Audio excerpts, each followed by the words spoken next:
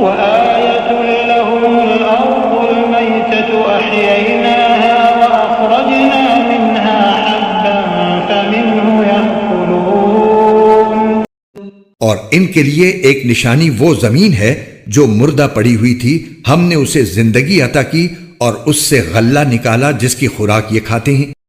وجعلنا فيها جنات من نخيل وأعناب وفجرنا فيها من العيون. اور ہم نے اس زمین میں کھجوروں اور انگوروں کے باغ پیدا کیے اور ایسا انتظام کیا کہ اس میں سے پانی کے چشمے پھوٹ نکلے. ليأكلوا من ثمره وما عملته أيديهم أفلا يشكرون. تاکہ یہ اس کی پیداوار میں سے کھائیں، حالانکہ اس کو ان کے ہاتھوں نے نہیں بنایا تھا. کیا پھر بھی یہ شکر ادا نہیں کریں گے؟